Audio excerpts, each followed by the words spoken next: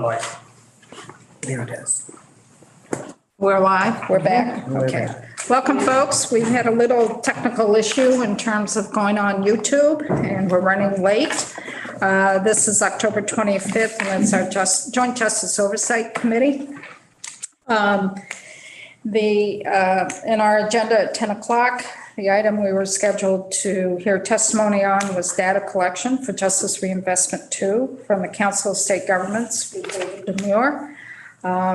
Earlier, a little bit before 10 o'clock, he let us know that he's unable to do this morning due to him having laryngitis, and he can't speak. So we've been kind of scrambling here a little bit and trying to figure out how to fill in this slot, and having technical difficulties was a help. So we're going to have a committee discussion right now in terms of what our legislative charge is for the committee for this particular summer and fall session. I've asked committee members to pull up our document that was submitted to us on June 7th from our legislative council about our charge. And if we can go to the last page of that where it says committee schedule for 2022 interim, it lays out the steps or the items that we need to address. So I think it would be good for our committee to go through this one by one and make sure that we've addressed it and check it off. And also we need to figure out, we need more work. What do we need to do a little bit more? And how are we going to do a report or not do a report? And also talk about legislation we may want to introduce a little bit. So I will open it up to folks. And Ben, maybe you could lead us off. Sure. Good morning, Ben Overgrosky from the Office of Legislative Counsel. Just to go over the committee schedule for the 2022 interim, the deadlines for the committee as far as producing reports, which really are all in the form of proposed legislation, if any, would be December 1st for the proposed legislation relating to deceptive and coercive methods of law enforcement interrogation. And December 15th is the deadline for any proposed legislation relating to restorative justice programming and services. So that the December 1, that's the study that Michelle Childs is working on with Nathaniel Erb from the Innocence Project. My understanding is that she's working on a draft for the committee to consider at its December meeting. And then as far as December 15th, I think really where the committee is at is making some recommendations so that I can begin drafting something that it can also consider at its December meeting based off of the testimony that the committee's heard from DOC, the various representatives of the Justice Centers, DCF, the AG's office. And so that particular discussion, we've got that scheduled for 1:30 this afternoon to really put our hands around what we're going to be proposing. And I think we really haven't spent time as a committee as a whole to really see what direction we want to go on this.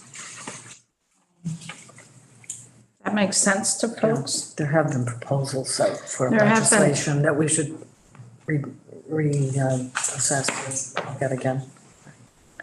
And I know that Dick has got some issues because he's going to be juggling another committee as well. So, Dick?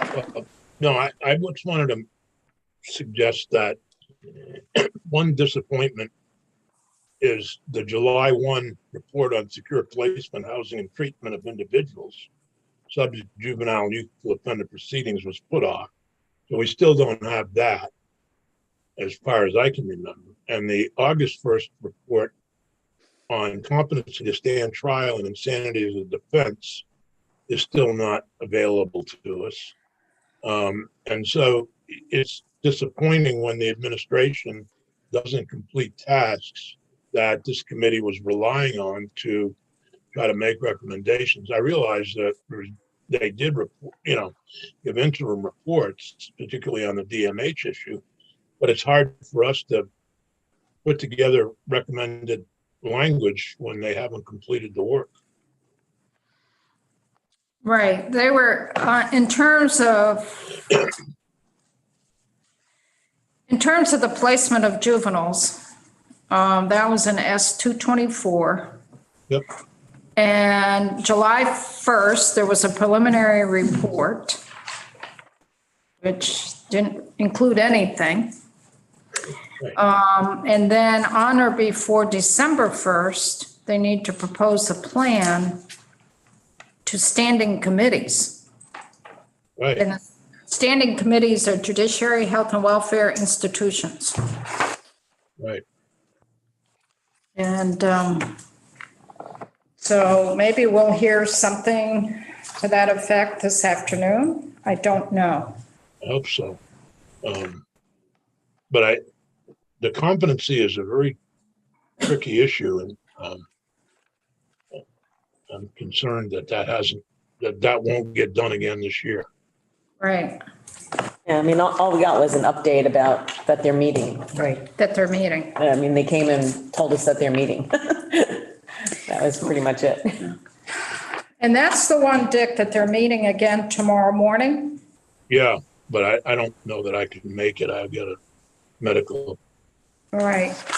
every morning.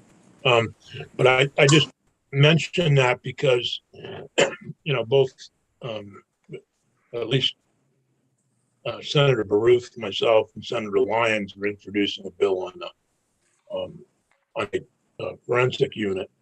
But it would be nice to have something around competency, because it is a real complex issue that we struggle with. And yet, without something from them, it's hard. And then we run into legislative deadlines, and it just pushes everything back a year. So I don't know what we can do. But sometimes. So I wonder how this current trial that's going on with the person with the cleaver is going to play into this, because they're working on an insanity defense. And that's a very high bar to meet. So I don't know how that court ruling will eventually play into this. I don't know. I mean, At any usually rate, yeah. the testimony that we heard when we're doing this legislation is it's seldom that the defense goes for an insanity plea. It's mostly for competency to stand trial. Right.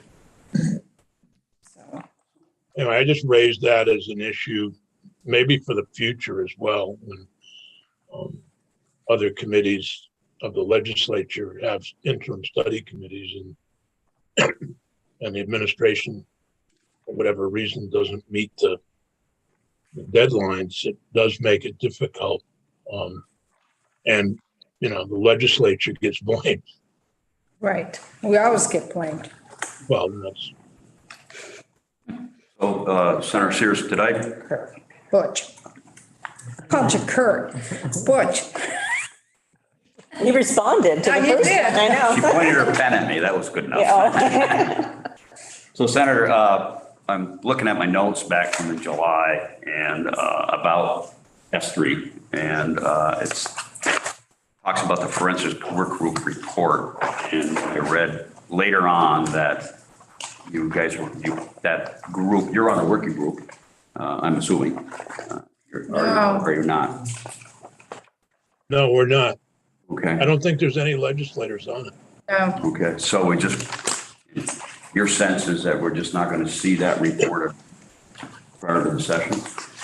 Well, my personal sense is that they're still struggling with the competency issue, but we're not going to see any recommendation regarding a forensic unit. Thank you. Thanks. That was from Karen Barber, I think, from DMH, indicated at that meeting that they were unable to reach agreement.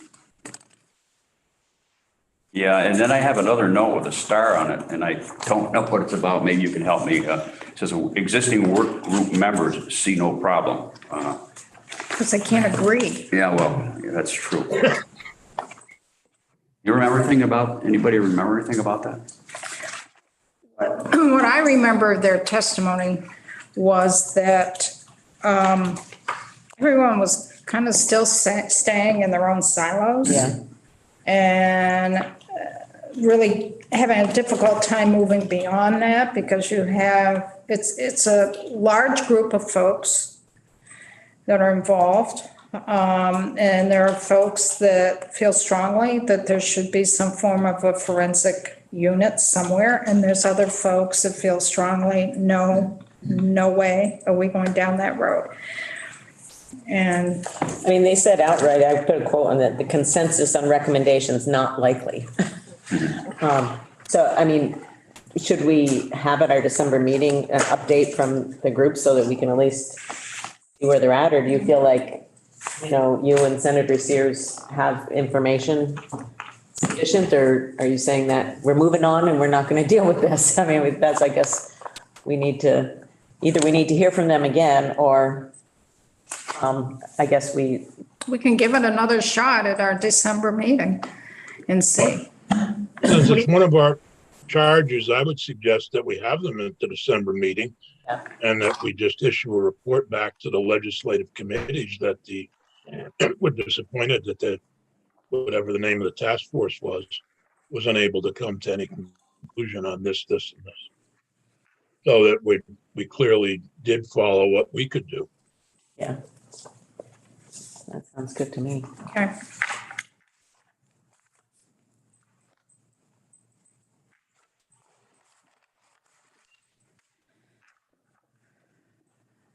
So, and then there's legislation, at least on the Senate side, that will be introduced pertaining to this. Okay. And the next issue would be the unexpended funds for out-of-state beds. And we're going to hear from Stephanie Barrett shortly on that process of approval of funding and where the 1.9 million should be allocated to.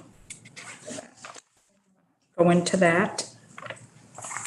That will be after we finish this exercise here. Is that not true? I'm on at 11, but I thought you had something on at 10:30 on the corrections. That's at 11:30. It's 11:30, okay, sorry, I got mixed up. So the next, anything else on the out-of-state bed savings? People look confused. Okay. And then the report from the Criminal Justice Council and DOC on the process of training of our correctional officers, what goes into that, as well as some possible proposals for certification and decertification of our correctional officers. This was put in place during the session of 21. It was, we did a lot of work with the Commissioner of Corrections, Jim Baker, at that point, trying to really professionalize the jobs of correctional officers and their standing, and really bring a level of stature to that position where people are really proud of being correctional officers and what it means for their future and their career. I know the Justice Council has been under a lot of scrutiny based on our report from the Auditor's Office last month when we met. So that plays into this, as well as Heather Simons and Bill Sorrell did come before us, I believe it was in June, possibly July, just to give us a brief update that they really haven't had much time to do much work on this. So Heather is scheduled at 11:30 to come in, along with Al Cormier from DOC, and the state employees will be here as well to go through this. I think this was just a report to us. It didn't involve us submitting anything, I believe. Is that correct, Ben? Yeah, there's nothing for the committee to to do. It's just waiting to receive the report.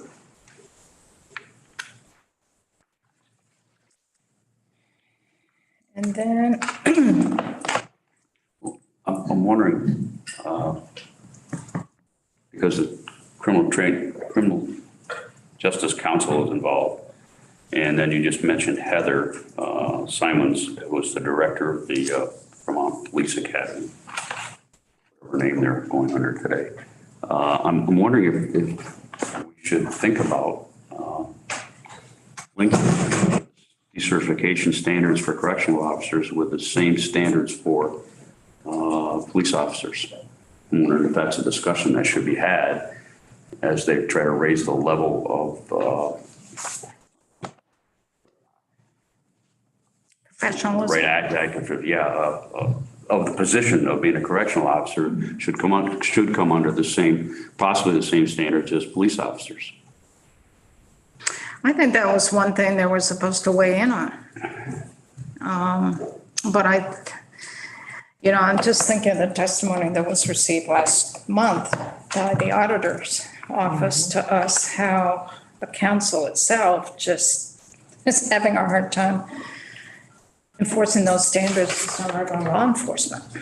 And I don't think they've had the bandwidth or the time to deal with correctional officers. I think they've gone through so many changes, the Justice Council, the Criminal Justice Council, and there's been so many requirements made of them, legislative requirements.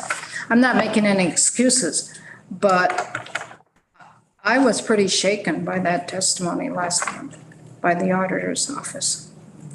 I was pretty shaken by I that. think in transparency, I did have a conversation with Director Simons about that report. She asked me to stop by. It's in my town, so she asked me to stop by, and she had some thoughts, and I'd rather hear them from her. Again, the committee hear from her than hear from me, second or third hand, if we have time to do that. Well, she'll be testifying this morning, so we can get into that. People are comfortable with that. Anything else that we're missing? So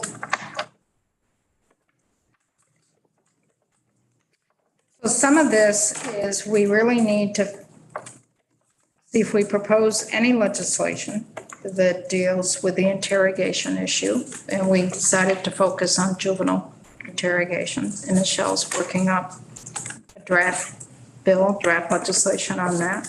We've also asked Michelle to look at a few of the other states that do have some statutory language pertaining to juvenile interrogations. So. Yeah, Nathaniel, he listed, I think, Illinois, Oregon, Utah, California. Colorado, yeah, as states that have either passed legislation concerning juveniles or have introduced legislation concerning juveniles. And I think one of the things that he and Michelle are working on are the various standards and presumptions when it comes to the use of false information relative to juveniles.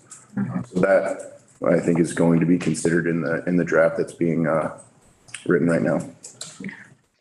And then our next charge is the one about restorative justice programming and services. It really focuses in on our community justice centers. We've had a lot of testimony on that. So this afternoon, we're going to spend some time really figuring out how we're going to address that issue. Do we do legislation? Do we just have Ben write up a quick report on some of the direction that maybe we need to look at? And Butch, you look confused.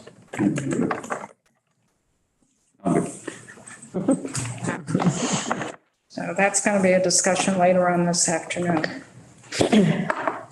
Anything else before, I know we're running a little ahead of schedule. I think that now might be a good time to shift to Stephanie to talk about our out-of-state bed savings. And Ben's going to stick around too. He's going to stick around. I can if you want me. Really need to look at the language that was put in the appropriations bill Yeah, and that's available online. I don't know if you want to put it up online. That would be helpful. It's under me from the September 28th meeting. I will. And I know we've got it here. You're trying to bring that up, Julie? Okay, we'll wait until that comes up. I would like Stephanie to walk us through the language so that we're really clear what we can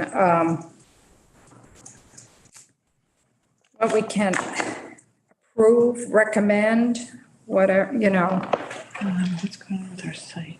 and who it needs to go to.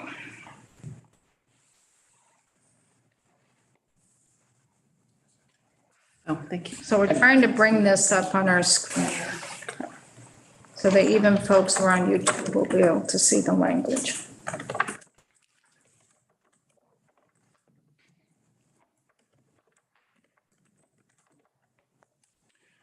So as you recall, it's just under $2 million that is available from the out-of-state bed line close of FY '22. So the close of the fiscal year on June 30th.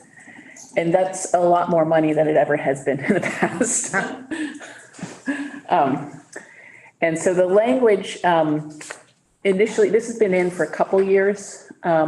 And it was based on a construct that was developed in the long-term care arena where if there was savings in that arena, we didn't want the savings to migrate outside of that arena. We wanted it to be reinvested. And so that's the thinking behind the construct. And the language has been amended through the budget bill, the budget adjustment, the big bill.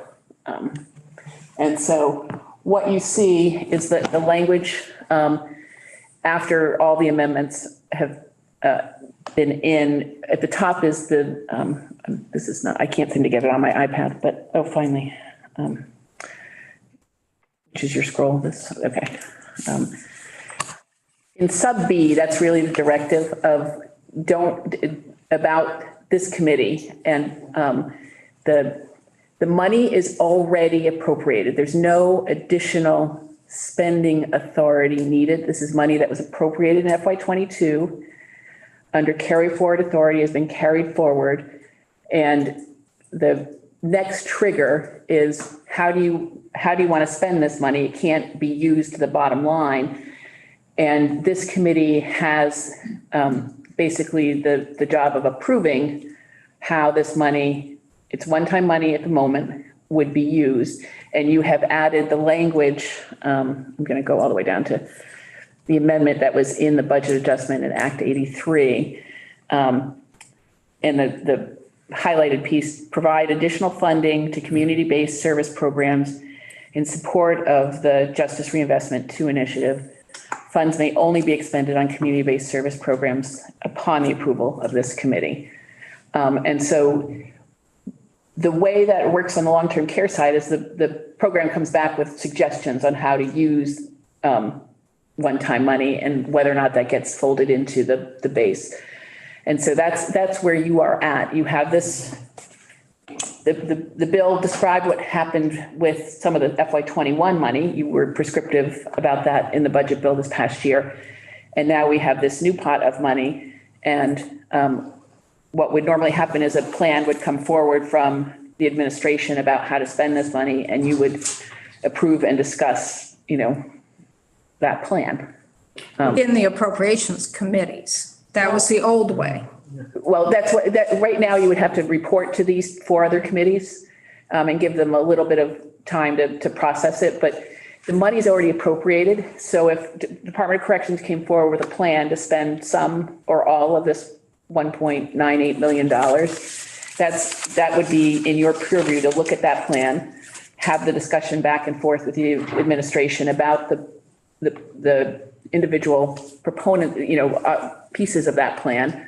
And that's how the ones that you would come to agreement on, you could say, we approve that. And then corrections could go forward and expend that money. It's already appropriated. Nothing needs to go back to the committee except for the notification that the plan has come. There's not another action from any other committee. If the plan is not done, if the money's not spent, then it can come up in the budget adjustment process or the big bill budget process in the future. So if there's not a plan to spend $1.98 million right now, that money just stays there. It doesn't go anywhere. And you're back in session in January, and the budget bills can address that at that time. But haven't they given So us a plan already? hang on. I asked Stephanie to present this because I think there was confusion Yeah. with some of the members of the committee that, yes, we don't have to appropriate this. The money's already there. And then some folks are feeling, no, it has to go through the appropriations process. So I really wanted Stephanie to clarify this. If it did go back to the Appropriations Committee, would it still be held to that same? Thank you. Would it be whatever got written into the bill around it at that point? Would it have to be used for the community services, community programs? You could redirect, the budget bill could, or any other piece of language could write other language that supersedes this. But right now. We do it, it has to be used for. Yeah. But that's not, that could happen. Whether or not I can't handicap whether or not that would happen. So Teresa, did you have? Well, I think our confusion was how much of this, if any, was one-time versus ongoing in the base budget. That was, That's we had a lot of another questions, and so. So that's a separate question. Separate question. Right, I understand that. I'm just recalling, but maybe I'm recalling this incorrectly, that the department actually has given us a plan about spending some of this. Just one of it, one piece, and we have the. That's what I mean, some of it. It's the 200,000. Yeah. It's for an IT upgrade, and we asked them to go back to Agency of Digital Services. Right. To kind of dot the i's and cross the t's. We have the commissioner here to give us an update on that. And we also need to make a decision on that. Does that qualify for community-based programs? And some of us felt last time that yes, it did, because it really helps our community providers and also our P&P our field offices within DOC to have updated risk evaluation information for folks who are being supervised out in the community. So everyone has the same information. So we really need to talk about that one a little bit more as a committee. But I really wanted clarity in terms of what our role is as the Oversight Committee. The money's already been appropriated in a line item for FY '23. It is carried forward from 22 to 23. It is available in FY '23 to expend right now. Trevor, and Trevor's our appropriations. Yeah, I just want to clarify just one piece here. You're saying that this committee can make a recommendation Can approve a plan to spend. to spend the money, but we wouldn't have to put that in the C section if no committee decided to make a change. So you could approve a plan to spend, and the plan would go forward. The Department of Corrections would, timing wise, expend those dollars. You might not, if you approved only some of the money and then some was remaining, then the budget committees, the administration, in the next budget cycle can say that money's available. It wasn't spent. We're going to use it this way and write the language into the bill to use it this way. That is the constant flow of basically marginal one-time money. Yeah, and if you recall, the C section is the section of the budget that allows you to spend the money in the FY 20, it'll be an FY 24 budget item, the C section, but it'll be spent, it would be allocated or for FY 23. Right? I'm so glad I'm not in your world. That's, anything that's in this C section of the budget So what, are monies that are directed to whatever that use might be for FY 23 purposes. Okay? that has to do with the budget adjustment will be effective on passage, so it'll be FY '23. If you get to the big bill with this money, we make distinctions about what's effective on passage in the current fiscal year and what's effective July 1st for the next fiscal year. That's just, you're just down in the weeds of the budget. I don't want to get into the weeds. Well, can I, Hang on, because Dick has a question. I want to make sure Trevor's done and then. Yeah, I I want want to circle back. Trevor, why don't you finish up and then we'll go to Dick? Yeah, I just want to circle back to Teresa's comment about one-time and stuff like that, because I think it's an important part of the conversation. But yes, right now, we're making a one-time spend, but that money will now go to Into the base. reinvested to base for one-time spending possibly in the future. That's a very important point, because this money is one-time money. It is balanced at the end of FY '22.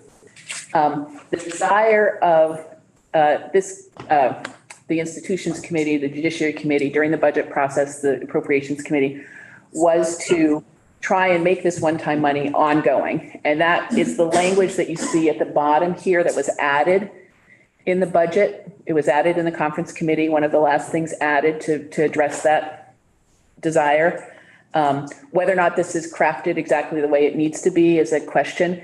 But the intent here was you are signaling your intent. You're telling the administration, whatever we do with this money, we want to build it in. So even though the money is one time in nature, because it's a year-end balance, we want to build it in. That means we want you, the administration, when you are building your next budget, to include this as a budget pressure and build it in.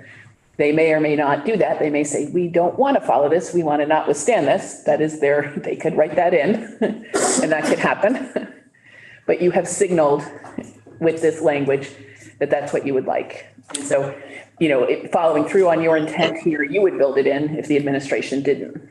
Okay, so You meaning the whole legislature.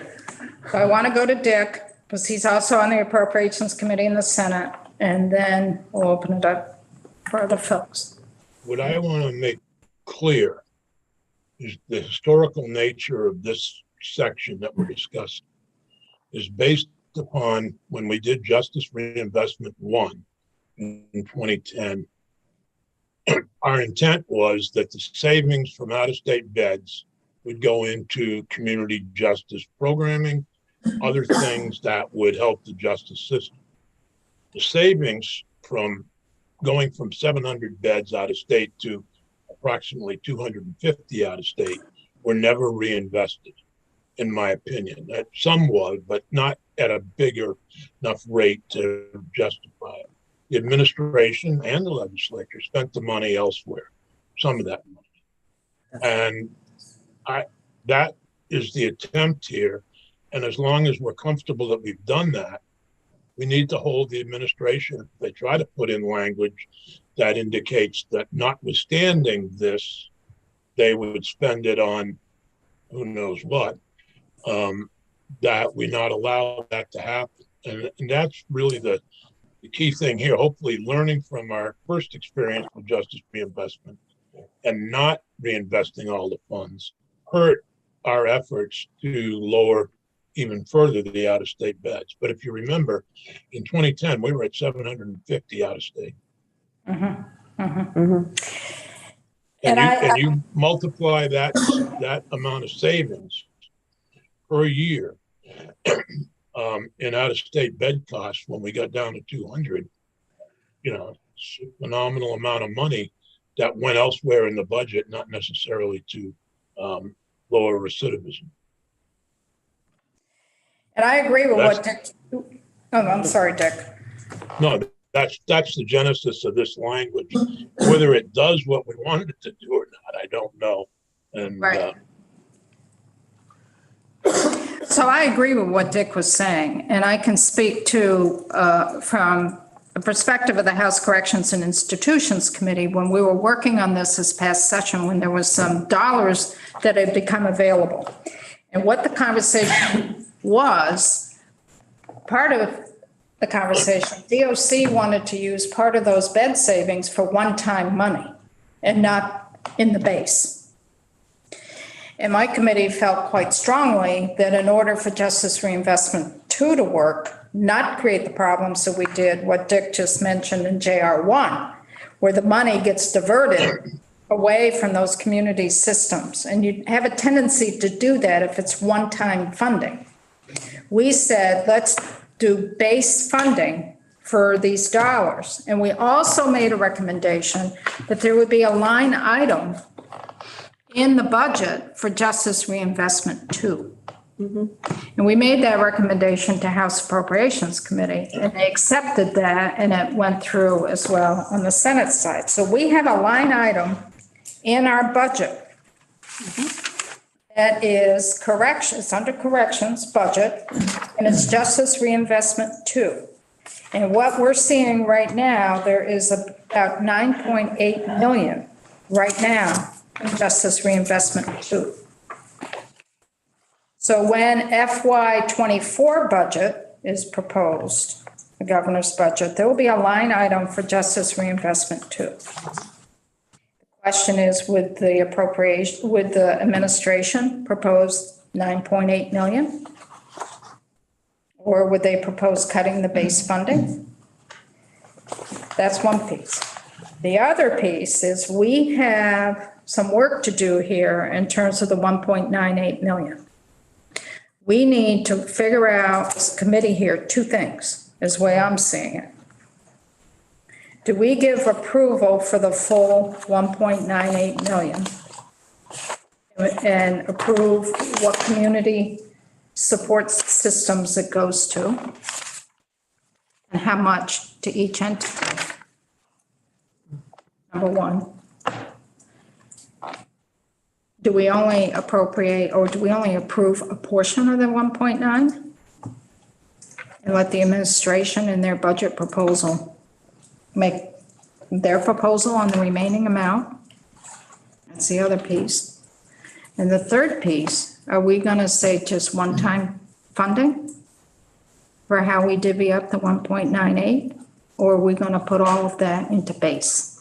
That's where I'm seeing it. I don't know if I'm off base here, Stephanie. You're absolutely right. The last point you're making about the base is actually an FY '24 question. The 24 question. When the new legislature is back in January and building the FY '24 budget, the question is, we know what the Justice Reinvestment 2 base is right now in the FY '23 budget. Will you be adding to that by some amount? Will the administration be adding to that by some amount in FY '24 as an ongoing base of continued support to those grantees in the community service provider world? So the base question is what you're facing in the next budget cycle. That's how you understand whether or not you're doing one-time money or base. This plan that you would be approving would be, the use of the existing right now one-time money. How 24 gets built in that line item is how you would be saying whether or not what you approve in this plan continues and is funded in FY '24. That's if you put it towards your base. Yes. So that would, say we did the 1.98, whatever. There's a plan that you all agreed to. Right. That would be added to the current 9.8 million. That's in JR2. If that's what, yes. If we did that, and it would bring that line item up to 11.7 million. Yes. Just so we start understanding the moving pieces. That's and this is in our packet. Here. And whether or not the administration does some or all of that, you will see when they unveil their FY '24 budget proposal, and whether or not the legislature, the General Assembly does that will be, we'll know in May next year, after you've gone through the whole process of building the budget. Then we'll get into where monies are going right now in terms of transitional housing, community support, the network, et cetera, et cetera. Teresa and then Butch. That's where I was going, Alice. I thought so. I'm like, okay, let's take this in sequence. And the first sequence is the one-time use of the 1.98 million. And I have the materials that we were given last month show that DOC is suggesting, or has actually maybe already done some of this, 777,000. of that 1.9. So, No, let's, so. Is that not accurate? That is how you approved that in the budget bill, but that was the FY '21 carried into '22 one-time money. That is. Okay. How you spent that. So that is last year's. Okay, all right. So I don't want to confuse anything, so I'll skip that. I understand that now, okay? Let me make a note of that now. That was, So that is approved and done, essentially. okay. So, all right, thank you. so the places where we put the money, high level, this recommendation from Council of State Governments, and I'm going to look to Trevor and Dick to help me on this. We put money into transitional housing. We put money into the network for domestic violence programming. We put money into DMH for mental health support systems. Those were the big three. And then also CJC's restorative justice. And then we put a tiny little bit in for their IT system of DOC. That's what we've done over the last couple of years. So Stephanie, I'm just gonna make one small point. The money that went into the Department of Mental Health is not in DOC's budget. It's not in this line item. So it's not- directly in mental health's line item. and that was 400,000. Yes. Butch and then Maxine. Follow money. Yeah, right, it's tough. So according to what Stephanie gave us last time under the Budget Adjustment Act, we have the authority to approve spending by the department. The money that the commissioner is asking to spend is the waterfall out of the out-of-state bed funding of about, Just under $2 million, I 1.98. call it $2 million for now. And so now, the commissioners come in and asked us to spend $200,000 on a program that feels would be suitable for reinvestment JR2 funding. So if we spend that $200,000, we authorize or we recommend spending that $200,000 for the commissioner's program, so leaving about 1.8 or so in the out-of-state debt appropriation. Yep. So that, with no spending, that falls to the bottom line for next to 24 budget. Or the budget adjustment, or, if there's, the commissioner can speak to his recommendation for the software, which I think is meant to inform better how you might invest those remaining funds. The question of whether or not the remaining funds are approved in this committee between now and January or become part of the budget adjustment process, or even if not in budget adjustment, Representative Squirrel mentioned, you could do it effective on passage in the big bill, depending on how much time it takes for you collectively to come to the, agreement on what you want to spend the remaining money on. If you're in agreement between now and December, this committee could approve the plan and it would go forward. If not, the money doesn't go anywhere, it stays there. And the administration may have proposals about it in the budget adjustment or the big bill. You and your respective standing committees may have proposals about it. It won't be in the arena of this committee, which meets off session. So could this committee say the balance goes to JR2 as a recommendation of that $2 million? I think you, Lump sum, As a lump sum. JR2, and then that allows DOC to divide it up between those pieces. I'm gonna, I don't, Outside the box. I don't like that. I don't know. I don't know. I'll tell you, going through that last time in my committee, what DOC wanted to do was a lot of one-time, not build in their base. So I don't know if that was what they would. that's a separate from what Representative Shaw was talking about. the specific remainder, if you. Go into the base. Yeah, the base will be, the base, no matter what, whether or not it goes into the base will be a conversation that happens in the FY24 budget bill. You have put this language in, if we scroll up to the Act 185 language. It's not visible yet on the screen. No, all the your other direction, bottom of the sheet. That language. So the extent to which the administration in their budget, their FY24, not talking about how we spend the one-time money, but the FY24 budget build, the extent to which they, read this intent and present a budget that is consistent with it, that is where the base conversation is going to happen. There's nothing you can do about the base right now. Right. That is the FY24 budget. That's where that 1.8 balance will go.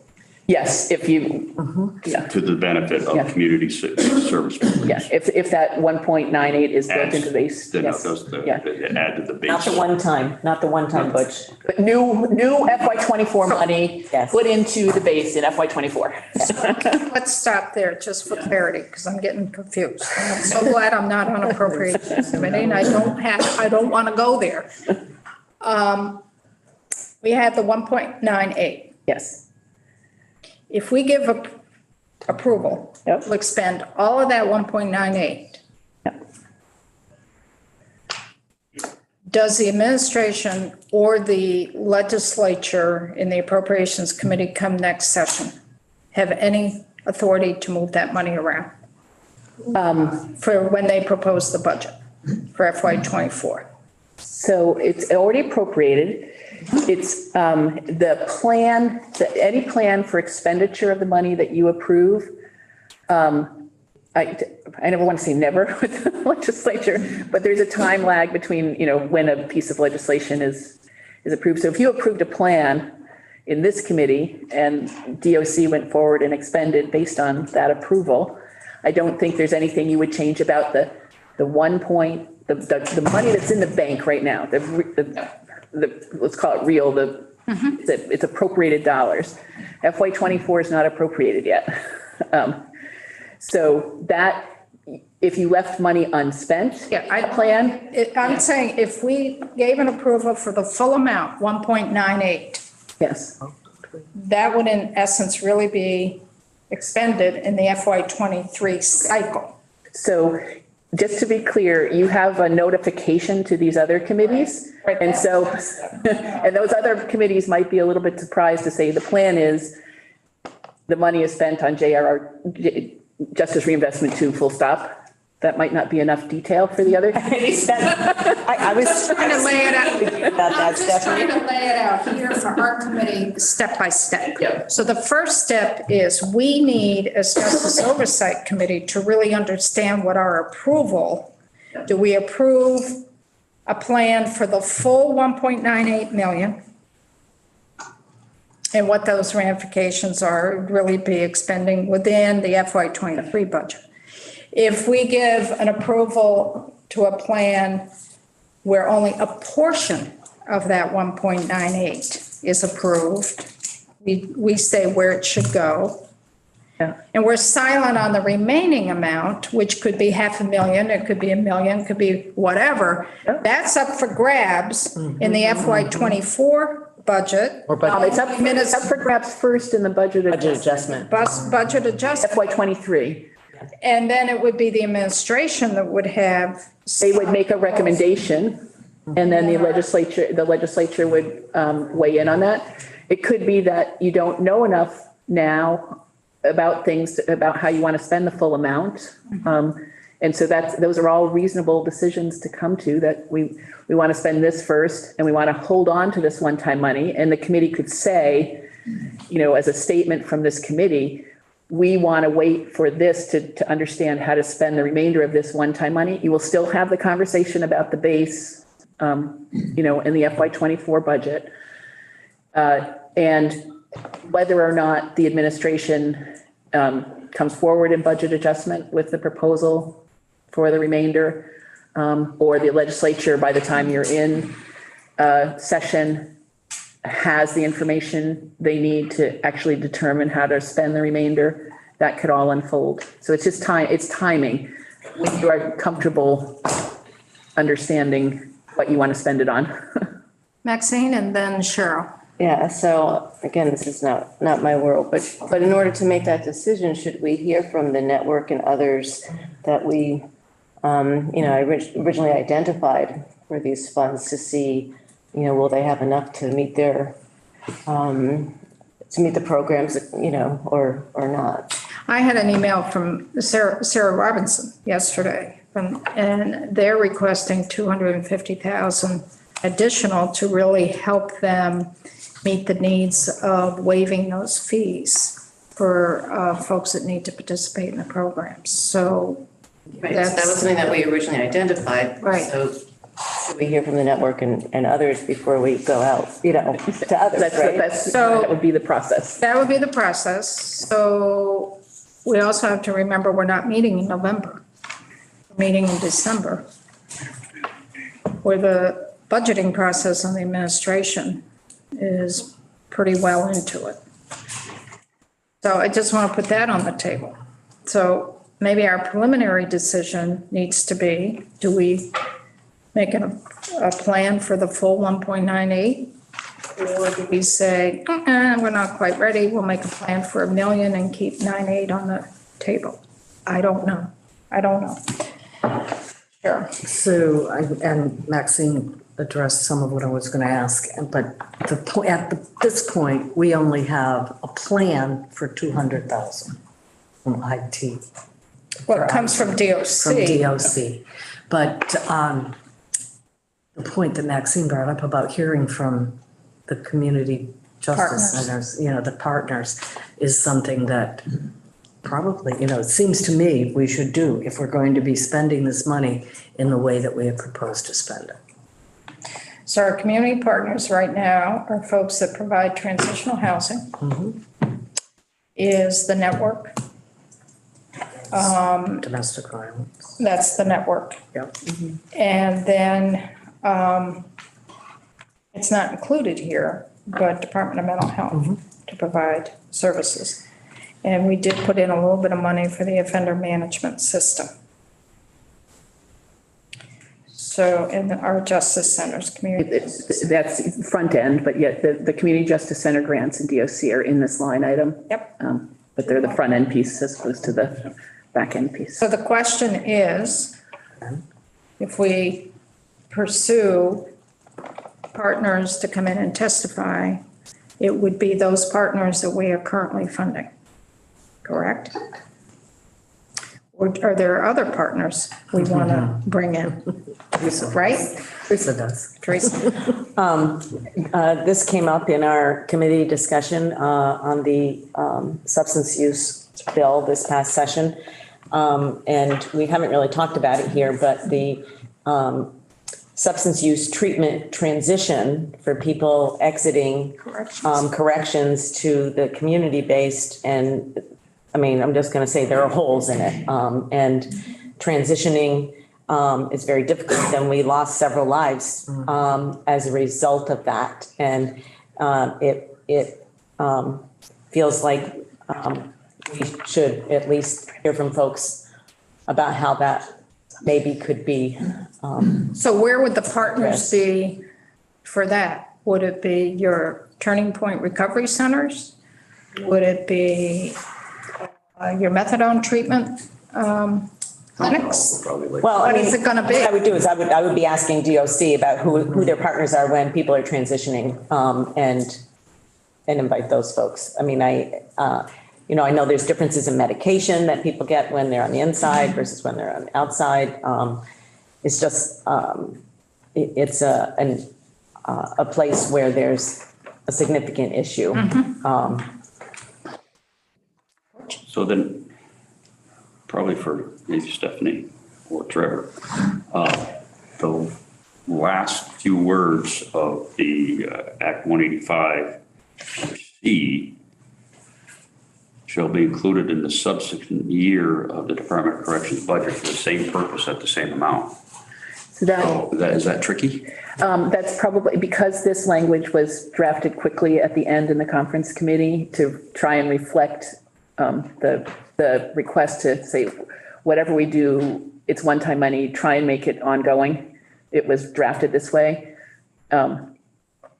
It's a piece of session law. It can be amended in the budget adjustment. Right now as drafted, I think it's tricky. I don't think you would want to necessarily put the base money, because this is speaking to the base money, the FY24 situation, in exactly the way you might be spending the pot of one-time money. You might want the amount in the base to be exactly the same, but not the uses and the distribution to be exactly the same. So the current request that we have, would that $200,000 go into the subsequent year budget If for the same purpose if the administration and the legislature decided we have to follow this language exactly as it's drafted, I will tell you that that's not, we often modify. There is a line item for the offender management program. There is, but then you just brought up another partner that would like $250,000. Well, they're already getting it. The network's already getting it.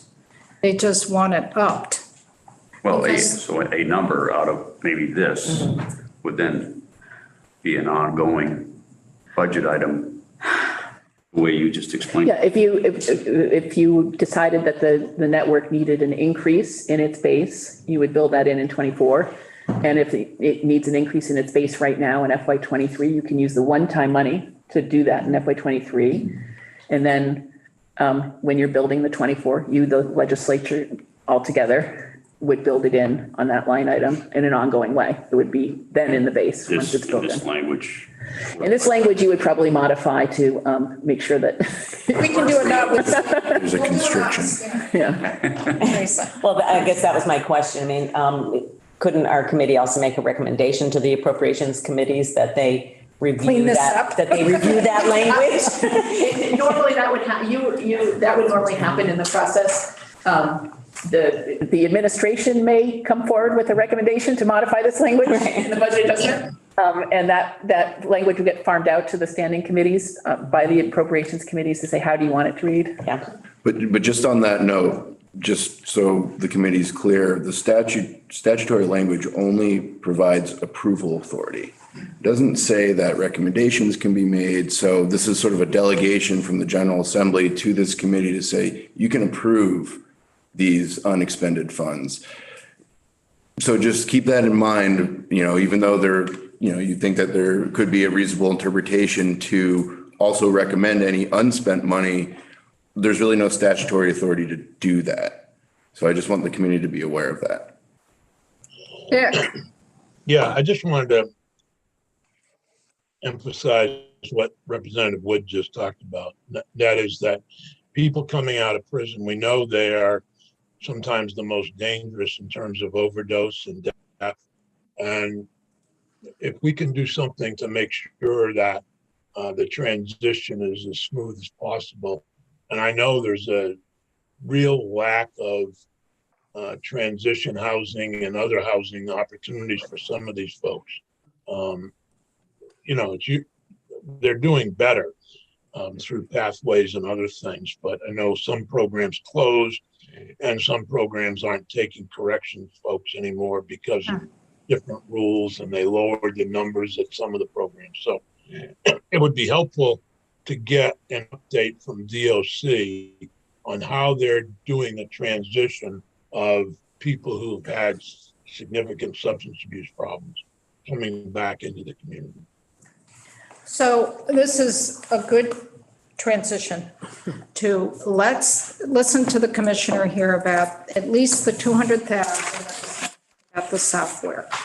And let's see if we can kind of focus in on the items that the community support, what we would like to see. I think the conversations we've just had and all the confusion around this, and then there's clarity, and then there's confusion, is what we in the legislature tried to deal with last session, to really say, we've got these bed savings that are occurring, and let's really know, number one, how much we are saving and where it is going, because we had no clue where it was going and it was very hard to track. And this language is up there, was put there purposely to help everyone track our Justice Reinvestment 2 money to make sure it's going where we wanted it to go. And I don't know if we made more of a mess or if we clarified. No, I think you've got yourself on the track to track it.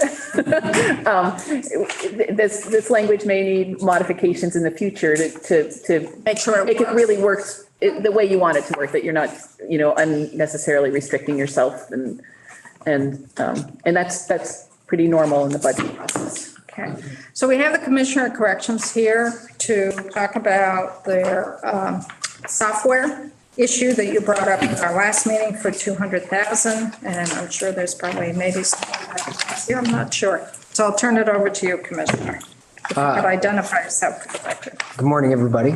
Nice to be here. My name is Nick Dimmel. I'm the Commissioner of the Vermont Department of Corrections. Before we dive into the deck that we have for you, wanted to clarify just a couple of points. It is our intention to not make any further recommendation on JRI spending until the legislature comes into session. We have one proposal for you today that we briefly outlined at the previous hearing. And the reason for bringing this proposal forward now instead of waiting until the session is we believe that the information we can gather through this study will enable us to make a much more informed recommendation to the legislature on how to spend some JRI money, both this year and maybe in out years as well. But we didn't want to do that without having a full suite of information at our disposal to make those recommendations. Separate from that, though, and to Representative Grad's point, the department has begun its stakeholder engagement to understand the interests, desires, needs of justice reinvestment related community partners so that we can build that into a comprehensive presentation to include the network, to include our community justice centers and others who we think can be best served by this money and who certainly provide services for our the folks in our care and custody. So in the legislative session, we will bring that forward. I think, our goal has been through the last year and is increasingly so to come with packages that are collaborative and incorporate the views of our partners, our stakeholders, and balance the needs of the department, but also the needs of those who are providing services to our clients, essentially. And so we look forward to continuing to do that. So we have a presentation. It's quite short, and that's on purpose, but I'll run you through it very quickly. So the ask that we have up front is the spending approval from this committee to spend up to $290,000 to do an evaluation of the OMS system, to provide the feasibility and implementation plan to lay an intelligence layer on top of our OMS system. And the reason for that is we think that we are leaving a lot on the cutting room floor to inform risk assessments, case management, and that transition from individuals from our system into the community, and specifically the connections we make with community-based providers. And I'll get into that in later slides. The $290,000, if you approved it now, we think would help us to have a completed study done in the early part of the legislative session that would give us that framework, cost estimate, and all the details we would need to implement that system were that money approved in this year or in a future year. When we presented this briefly at the last meeting, we were asked to go back to ADS and get their buy-in or their assessment of what we're asking for. So we did that, and they said, this would follow the normal procurement process. So it would go through the IT ABC form, it would go through the PAT process, would get approval from the Secretary of ADS, as well as the other approvals that are needed. With the spending approval from this committee, we can begin that process and move through to make sure that it meets with all the needs of ADS and that they would be supportive of the final product. And it would also go out for competitive bid through the state rules. And so we would ensure that it met with all of those criteria. ADS also recommended that we request a detailed quote from one of the vendors who provides a service like this. We did that, which is informing the dollar figure that we presented to you today, as well as the offerings that a system like this can provide. So the benefits of this, I think are directly responsive to the goals of justice reinvestment. We were asked, or it was recommended of us by CSG and by the legislature, that we do a better job collecting data that enables us to analyze that data and derive insights from that data on how the population is being served, that we create systems that more seamlessly move people from the incarcerated setting to the community, and that their case plans move with them. And when they get to the community, when they're incarcerated, all of the services are provided in that umbrella. And so that's all interconnected. But when they go to the community, those services become disparate. They're not all provided by the department. In fact, very few of them are outside of supervision. And so a program like this would enable us to connect all of those pieces. So whether it's substance misuse treatment, whether it's mental health counseling, whether it's sex offender programming in the community, all of that could be interconnected into a comprehensive case plan that a layer like this would provide. I think importantly, though, it also would help us with our risk assessments. And so we know how we can make the best community placements for individuals. What is their risk to commit new crimes? What is their likelihood for rehabilitation? How do we connect the right services to best support that rehabilitation? And it would help us create, again, that comprehensive case planning. There's a couple, on the next slide, there's a couple examples of how this works. And it shows you on the right-hand side of the slide, all of the different components that we could connect to in one comprehensive case plan. So that's the community supports, its providers. It could be the parole board for individuals who are under parole, and then restorative justice work. And it really relies on a kind of a three-tiered system: the risk needs assessment, the case management, and then the community programming that we hope to connect folks to. The way this would work in practice is it's basically a layer that sits on top of our offender management system, which is our data backbone. And it pulls the data out of there and runs analyses on that data to give us the best direction on how to serve the individual. And the outcome then is a better continuity of care. And you can see that on the next slide.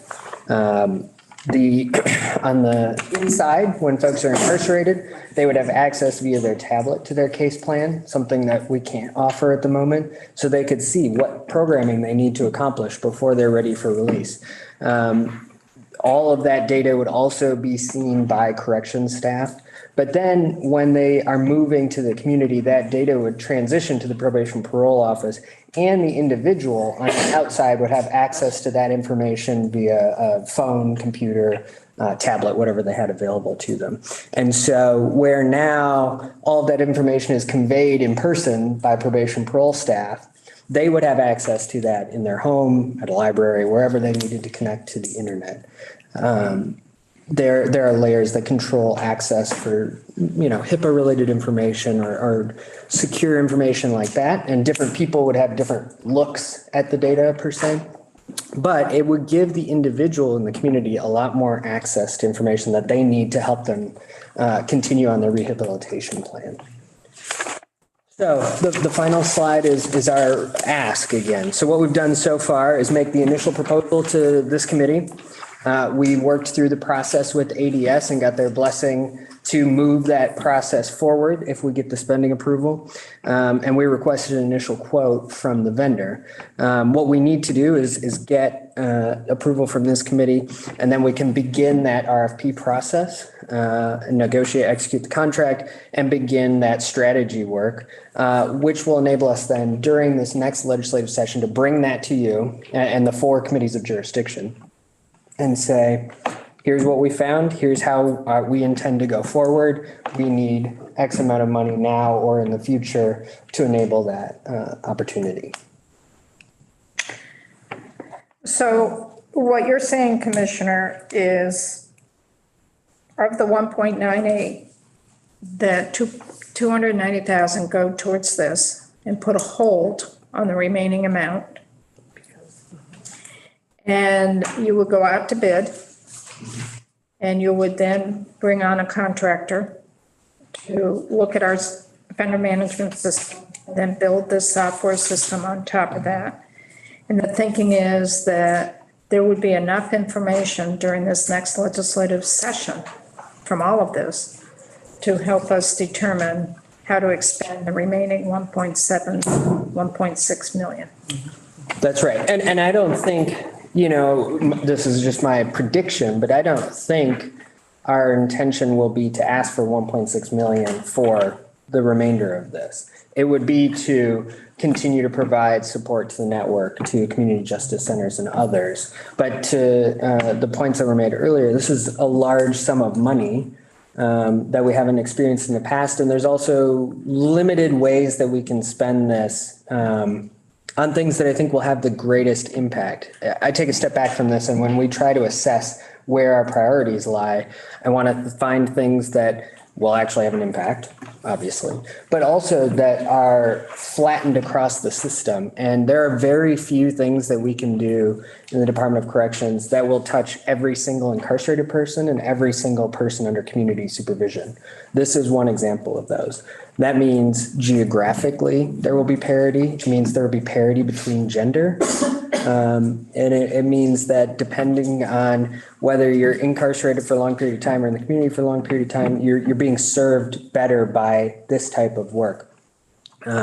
Because often what we see is when we make investments, they do have disparate impacts on folks. Either they're geared towards the women's population, they're geared towards the men's population, they're geared towards certain risk levels, they're geared towards folks with acute problems or a specific problem that needs addressing. This gets to touch everything all at once, which is, I think, kind of a unique opportunity for us to pursue.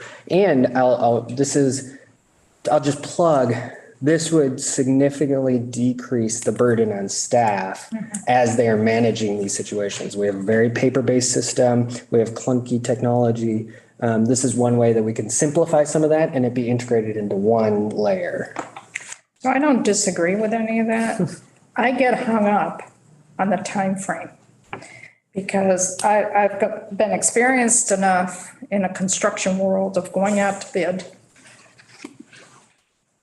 and the time that takes, particularly with the steps that the state has to go through in the bidding. May not get a bid back. We don't know what's going on in this climate out here with bidding. I mean, no, this is different than construction, but it's software construction. And I'm not so sure the time frame to bring someone on board and then to build the software and then to implement that software in our current IT system, that you're going to have that information by April or May. So the request is simply to bring somebody in to study and design the strategy for implementing that system, not to build the technology and implement it now. So you won't have the information. We will only have the information by about our system. Correct. But you're not going to have the information in terms of how it's going to play out in the field in terms of what is needed for support dollars to our community partners.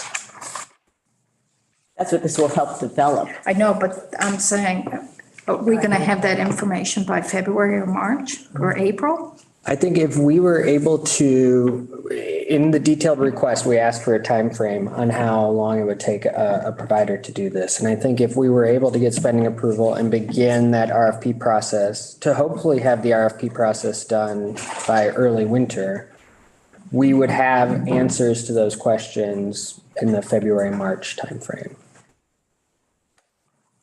I have a hard time accepting that. I mean, I would love it. I would love it. But in the meantime, we've got money that's put aside and then what happens to that 1.6 million plus? It's sitting there. I can see a feeding frenzy happening. Butch and then Maxine and Teresa. I think I heard you say that this 290,000 is just for evaluation and Going out to. possible design, but no construction of a software of a program. Right, it would provide us the architecture needed to implement that And so software there would be another ask later on to for the cost of the program. fund the That's right, purchase of the system. yes. Could end up being 5 million or more or less. We don't know. Okay. Well, if you, suppose we'll have to spend some funding to figure out how much we're going to have to spend. To find out, right? To find out, yeah, which is not unusual here, but. So this is strictly just for getting started.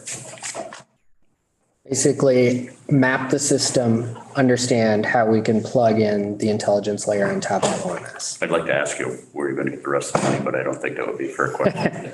That's where they want to put aside. Have to read it, But to your point, Representative, we need to make the best informed decisions we can. And if we came in here and said, we think about $5 million, can you give it to us?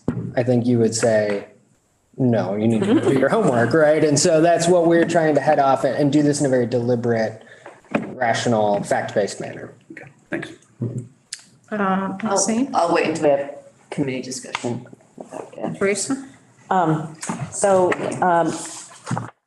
want to make sure that I understand sort of the users, intentional users. And the concept, it sounds like, is comprehensive in terms of, so those that are incarcerated and those that are in community-based programs but still under supervision, that they're, that the system, that whatever is developed would be, would inform that whole cadre of individuals. And so theoretically, I guess you would have one care plan that followed the individual wherever they land, whether they're inside or in the middle or on the outside, okay? So you talked about the individuals having access. About the individuals having access to their information and knowing what they needed to do or what was part of it, or I'm presuming having input into it. Would community partners, I noticed this firewall thing, would community partners have access to that same information? Because as you said, that, once you sort of leave the building, there's a whole cadre of participants out there in terms of community partners. Would they also have access to input into, I know there's security issues that would need to be dealt with, but would they also have access to that same information as they are helping the individual to be successful in their plan? Yeah, so to oversimplify it kind of to the extreme, there would be 3 buckets of individuals who would have access. Corrections staff, both incarcerated, the security staff in our facilities, as well as probation parole, incarcerated and community supervised individuals, and our community providers. In some facilities, we have those in our facility, particularly I think of Chittenden, the women's facility, many providers. But many of our providers are outside the walls. And so the firewall that's depicted on that one graph is really a firewall between the secure environment and the community environment, but not between the provider. So they would have a login screen essentially, and with the right credentials, they could access the information that was available to them. So if they were a mental health provider, they would have access to information limited to what they needed to know. Right. A probation officer may have access to previous case files, assessments, internal secure assessments the department does, their mental health plan, if that was a need, et cetera. So everybody would have different views based on their need to know. But all 3 of those buckets of individuals would have access to some version of this so that we can have that continuity of care. I will say, the long-term goal for a system like this would be DOC has something like this, EMH has something like this, DCF has something, and they're all connected. And so you could start, because we know individuals that we're serving are also being served by DMH, they're also being served by DCF. And you could have information more seamlessly move between departments to create better plans for managing these complex cases. Yes, that would be wonderful. That is, now, I don't want to get too far forward on our How many skis. case management systems we've tried to implement. So then I just have one other question. So I am struggling a little bit with, I guess sort of the inference that you wouldn't have any other recommendations about the remaining, $1.6 million, because I'm pretty sure the same people coming to us have probably come to the department at some point, and we know there are limited spaces where those dollars can be invested. So I am struggling with that a little Sure, bit. fair enough. And I may have misrepresented myself. What I meant to say is we won't make a recommendation before January when the legislature comes in. And part of that is the nature of the budget process for the administration. We're currently in that budget build process. So I can't make recommendations now that the administration hasn't solidified into its overall budget. But it also gives us in time to engage with those stakeholders now so that when the legislature is in session, we can come in with a more unified approach to spending money in a way that I think all makes sense to us. So the administration will have recommendations for the JR2 money. We just don't intend to do that until we have a budget firmly in place, until we've had the time to engage with those stakeholders on how best to spend it. But you're right. I mean, we've talked to the network and others as well. And we know that there are needs amongst our providers that we want to be cognizant of, respectful of, and make sure that we're serving as well. I'm going to put in my plug for substance use transition services. Thank you. It's a huge. It is.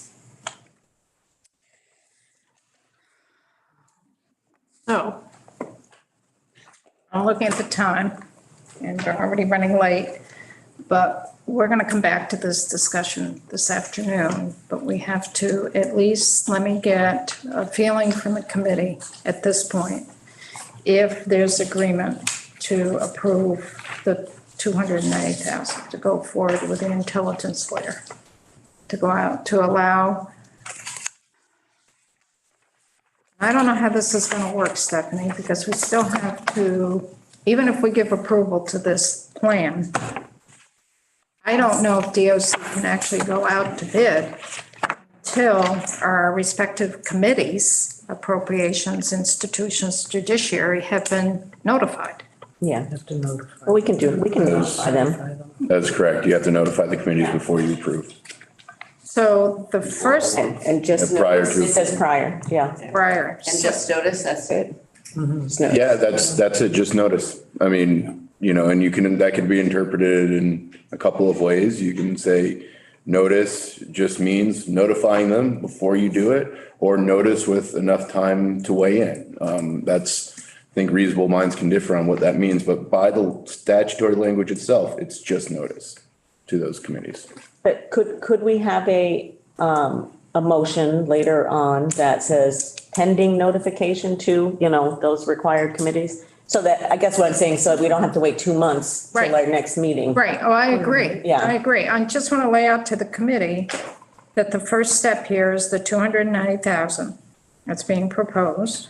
And whether or not we give approval to that. That's one piece.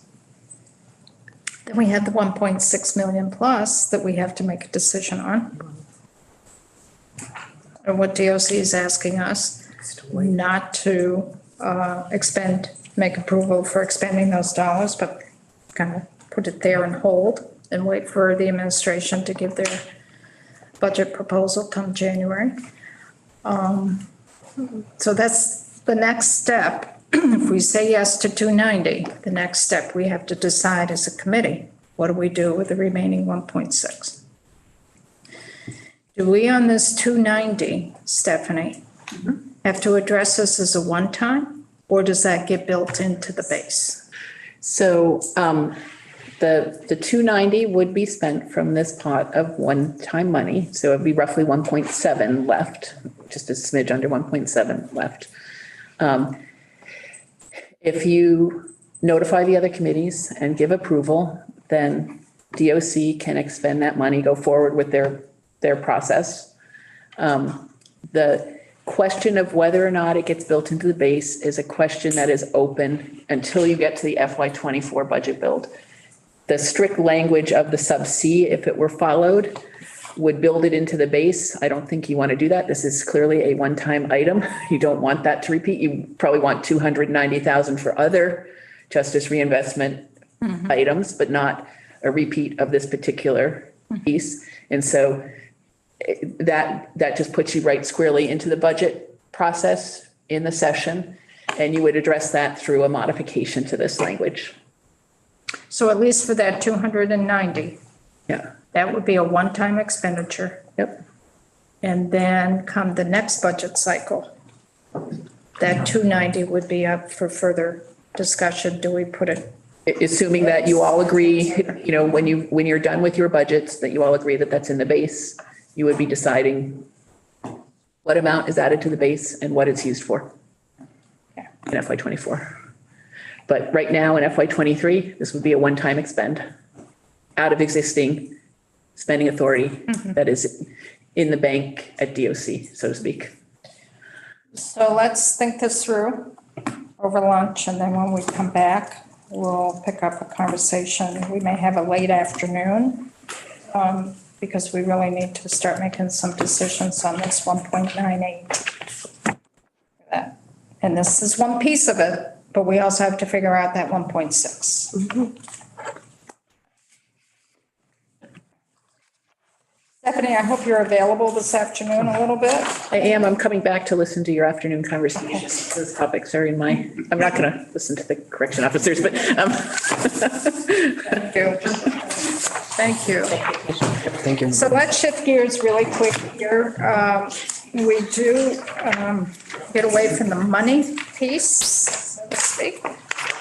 And This next testimony is that yeah, okay. as we stated, there was from legislation passed last year in 21, Justice Council to look at the training of correctional officers as well as the possible process of certification and decertification of correctional officers. And we have with us Heather Simons, who is the director,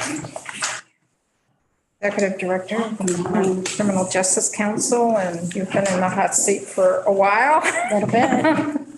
And I know that you came before us a little bit at the beginning of the summer and said that you're still working on this. And as I've stated to the committee, there's been a lot of changes and requirements of the council. So this has been taking a lot longer than what was anticipated.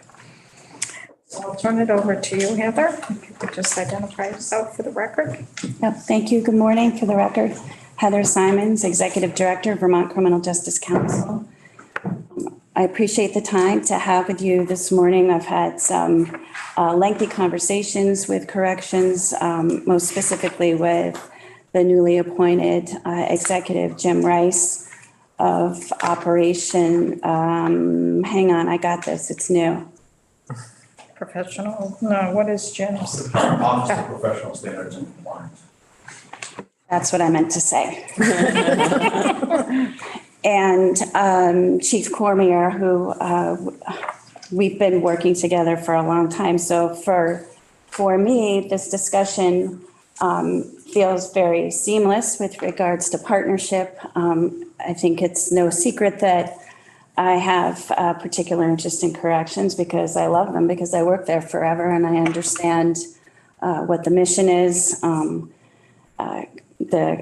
the competing missions within state government, how hard it is to get resources, and the challenges with standing up training, particularly training in the high liability area.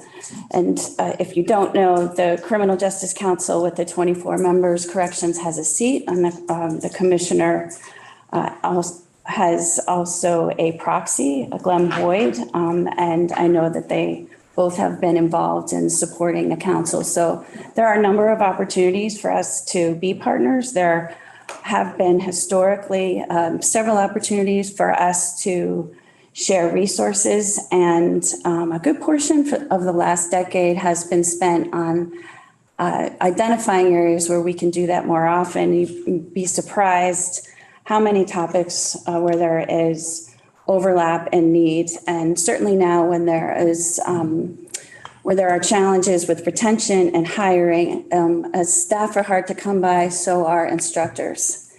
And so pooling resources with things like first aid and CPR, hostage negotiation, use of force, any area where the content is addressing inclusion, diversity, workforce development, cooperating. The list is endless there.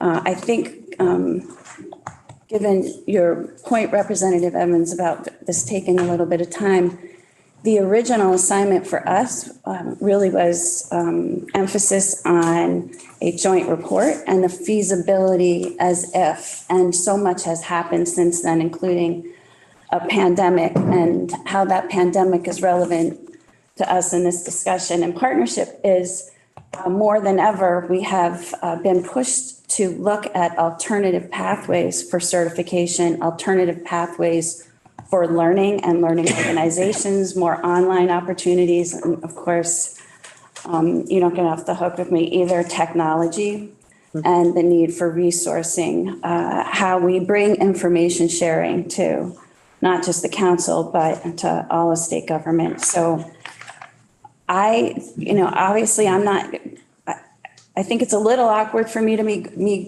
be going first because it's not my department. However, I do think that what we want this committee to take into consideration is that we have a vision together, which I don't believe was being discussed a couple years ago or a year and a half ago with this assignment. And the vision is that we would be able to have a Vermont Justice Center, and that when we look at things like feasibility studies with the location, the work site, updating the buildings, paying attention to what we would consider 21st century justice training, we need things like improvements on the firing range, and some of you know that's already being looked at, but EVOC training and having more space for driving, and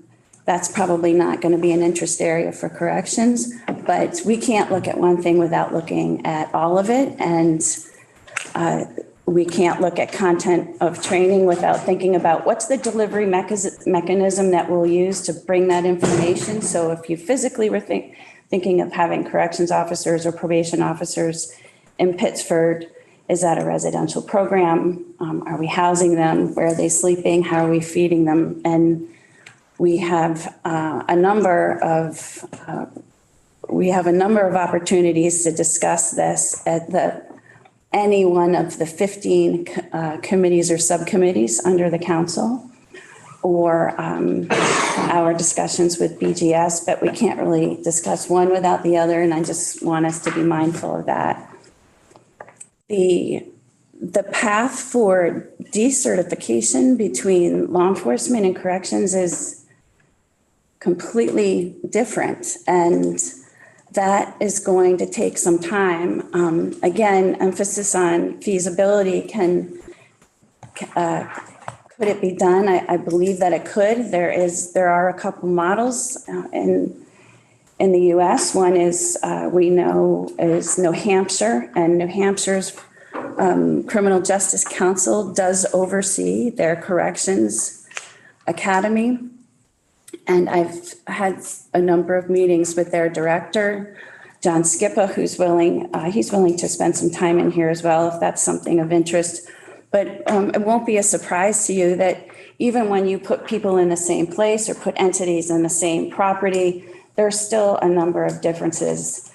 And there are, whether it's residential or whether it's a commuter model, what we really want to pay attention to is one, not being redundant, and two, making sure that we're all following the same model for design. And that's, are we building training that is relevant to the profession. And I think we all know that the corrections profession is changing.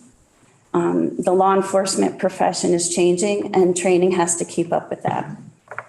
The second is with relevancy comes liability, and a good number of the content areas that we all deal with are in high liability areas. And so training models aren't just about delivering information, but about safety, whether it's driving, use of force, firing range, et cetera. And lastly, is it measurable?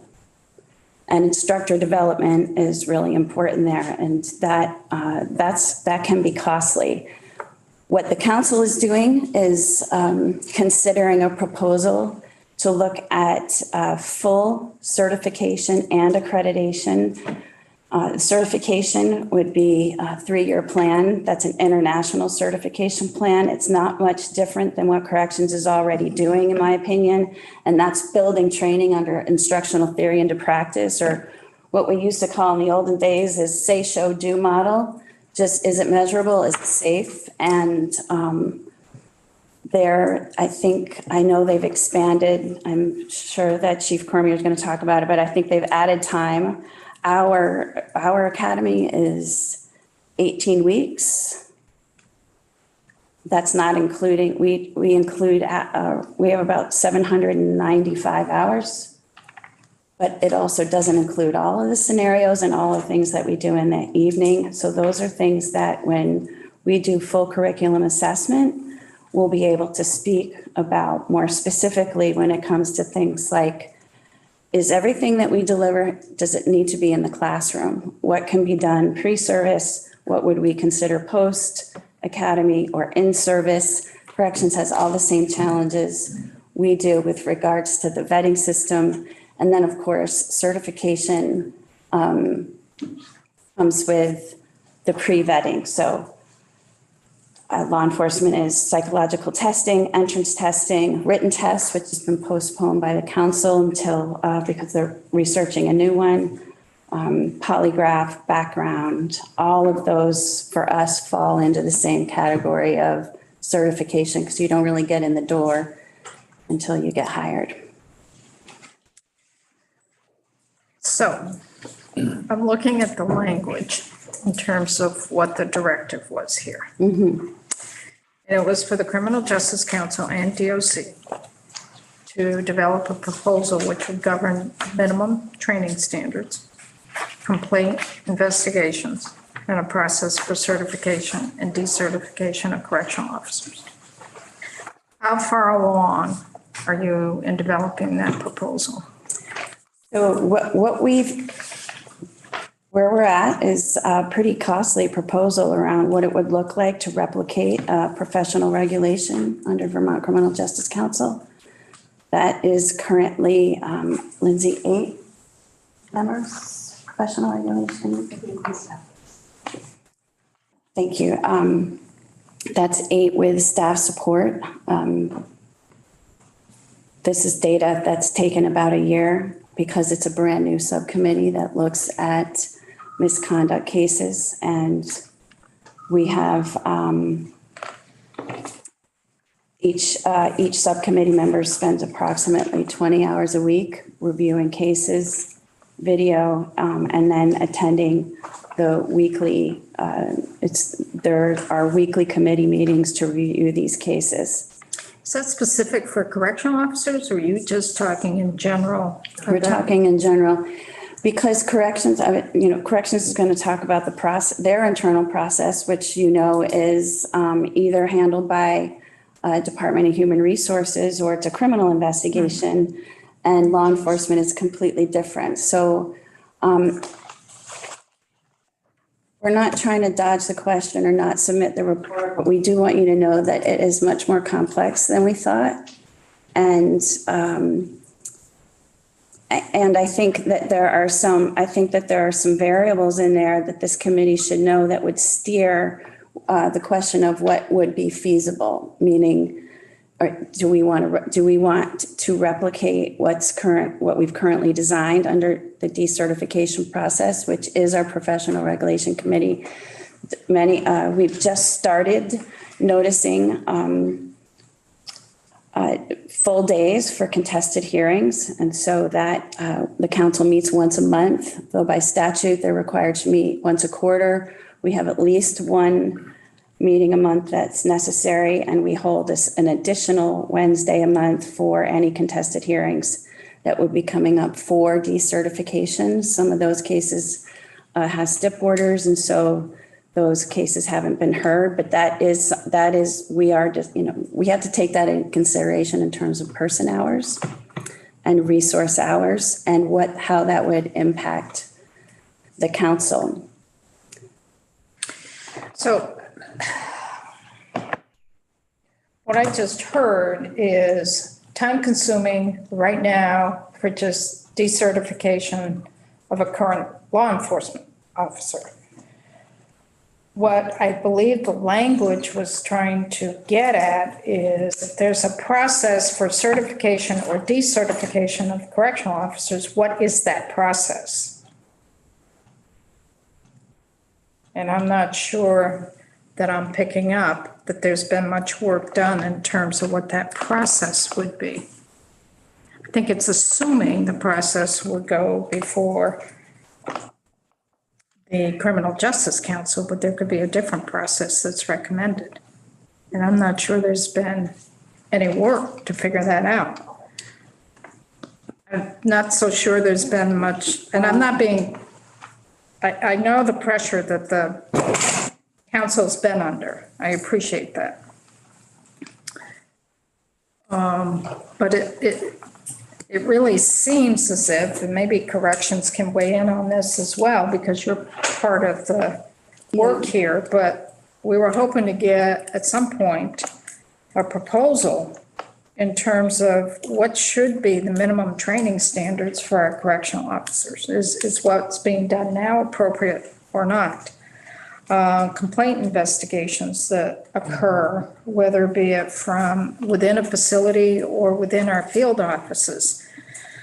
What is it appropriate what's happening now, or should it change? And what are those recommended changes? And the process for certification or decertification of a correctional officer doesn't mean that Justice Council does that. It's like, what are the parameters that we need to look at for doing that? So I'm just kind of feeling that there hasn't been any proposal that's been developed. And maybe that's my own personal interpretation here, but it seems like we're not getting very far in this. And I understand the pressures that the council's been under. I know that you've had a lot of requests made from different parts of the legislative arena, and this was and is a heavy lift, and maybe it's time next session that the legislature revisits this language. I don't know. Well, I don't know. I don't want to put you on the spot. I know Corrections is the other partner here. Maybe Corrections wants to come up to the table at the same time. yeah, Can I ask a question? What I was understanding is that if we proceeded with what you currently have for law enforcement, it would be investment of resources, not only in staff and time, but in physical resources as well, and lots of questions to be answered and asked still. Is that what you said? I mean, that it seemed like what you were saying was if we did something like this, there's a lot of investment that would have to be made. What I was not hearing is whether or not there's been some discussion about, like, Do it that way. Should we do it that way, or Yeah. should we not do it that way? Right. That's I think, is that Right, what you're that's what I'm getting getting at. It should, I mean, if we do training for correctional officers, is it the same type of training for law enforcement?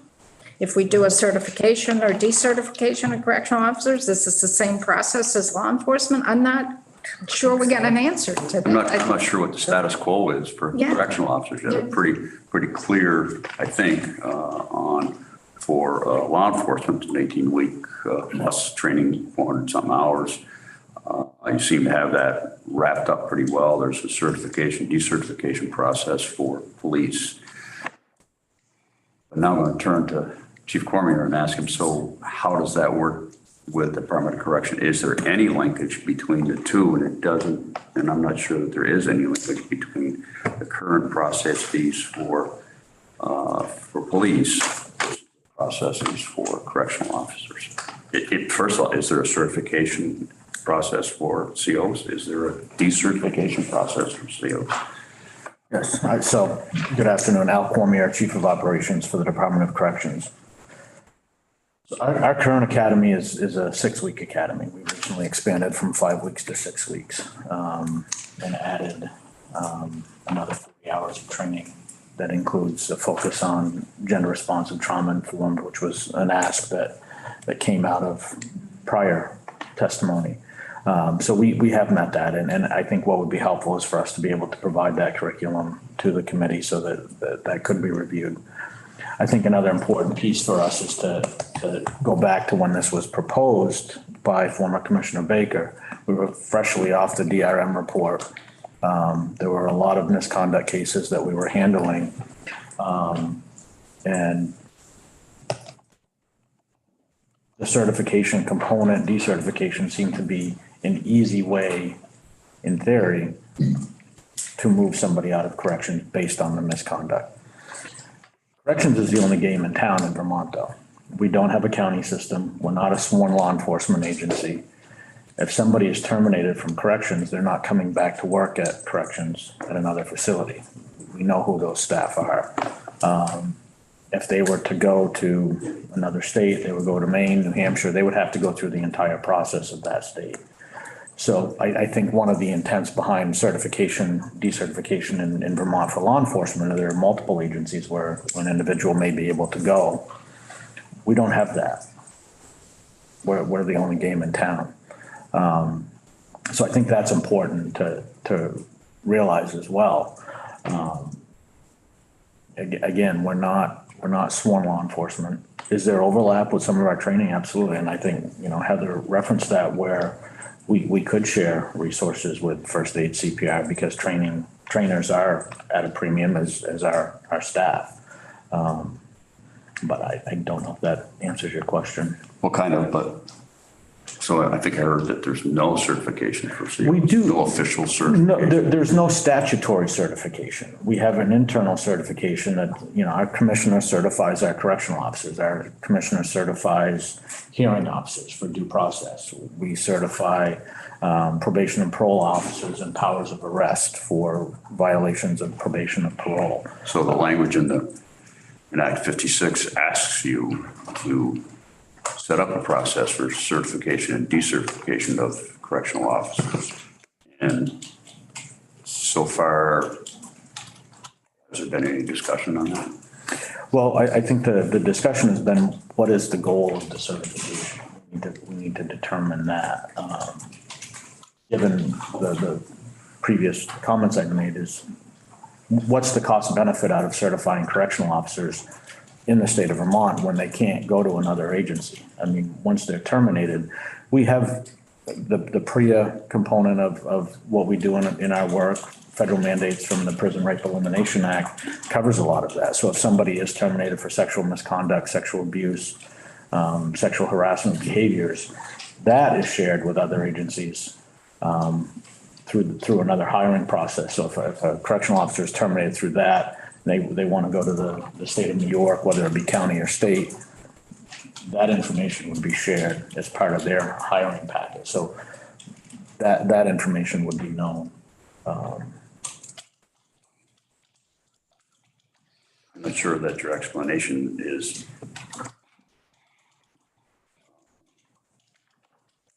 in line with the spirit of the legislation. I understand your logic, but I'm not sure that it's in line with the spirit of the legislation, as I think the legislature asked for. Well, and again, to previous comments, our process with DHR, completely different, statutorily driven. I mean, have to really revamp the entire process with HR and investigations. Statutorily, there is a corrections investigative unit that's been created. We have not been allocated the positions for that unit yet. Part of the hope was that we would be able to start conducting our own internal investigation with that unit that, again, would help with this, to model this process. Where we could then bring that to our, whether it's an oversight committee, whether it's internal. But I think that's where the work needs to be done and determined. And again, to that, are we getting the most bang for our buck with a certification or decertification? Well, maybe it's not just a certification, decertification, it could be minimum training standards and those complaint investigations. Teresa? I think I'm just trying to reference back when you said, well, what's the purpose and what's the benefit of this? And I think, if I were hearkening back to the time when this was being discussed, we're really talking about public accountability. I mean, that's what the purpose is. Right. And, so far no one's convinced me that what we currently have satisfies that public accountability. And it could be because we just don't have sufficient information about that, or like you just said, we haven't allocated positions, or, I don't know if the administration's requested positions for that office. So to me, it's public accountability is the purpose of that. And I'm not sure really that so far we've heard about the public accountability aspect. No. We haven't got that yet. A lot of that has shifted. So our development of the Office of Professional Standards and Compliance, we've recently appointed an executive director to that and placed 2 deputies under that individual, really focusing on enhanced training, on professional development and accountability. Completely rewritten our mission, vision, and values for the department. Those are scheduled to go out for to the public, released by January 1. We're working on a rollout plan for that. I think that will really drive our accountability of our staff. So there's a lot of pieces happening behind the scenes with corrections. I think what's important is for us to put that together in a packet to bring back to the committee to say, and that's part of that report, right? It doesn't necessarily fit with the language that's here right now, but to bring that back to show what corrections is doing and where we've come from 2020. Obviously a lot of change, but I'm certainly happy to provide that information on where we are at with training and accountability. Yeah, I mean, I think maybe what you're hearing is a little bit of frustration because the original report was due last year. You came and asked for an extension. We said, okay. And now it's doesn't seem like it's moved very far, or we're not understanding, all of the things that you've just talked about haven't been public facing yet. Right. And so, we're 10 months later and it feels like we're just back to where we were December 2021. So I think that's a little bit of the frustration you might be hearing. And I accept that, appreciate that. And I think that's kind of our frustration in our communications too, because of the breadth of this is so large and the resources needed to complete this, that we haven't really been able to steer that conversation to where we're saying, okay, we need to present everything that corrections has changed in the last 2 years. It's really been focusing on the certification, decertification, where we're struggling with, is that really where we want to go? Mm-hmm. Mm-hmm. I'm going to move this along because I know it's getting a little late and we have BSCA that wanted to come in and testify as well. Any other questions of either Heather or Al at this point? Thank you. And don't go anywhere, Heather, because I have another question I want to ask that's not related to this. Okay. Thank you. Thank you. Thank you. Steve, why don't you come on up? You have to wait.